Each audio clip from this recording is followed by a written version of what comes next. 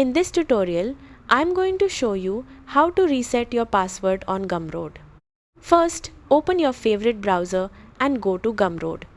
Once the home page loads, click the Login button at the top right corner of the page. On the login screen, look for the Forgot Your Password option near the password field and click it. Now enter the email address connected to your Gumroad account. Then click Send Reset Instructions.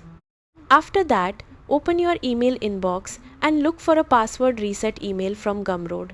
If you don't see it, make sure to check your spam or junk folder as well. Open the email and click the reset link provided. You'll now be taken to a page where you can create a new password.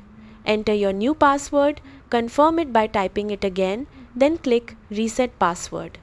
For better security, use a strong and unique password that you do not use on other websites. You can also save it in a password manager for easier access later. If you still don't receive the reset email after a few minutes, try sending the request again or check your email filters.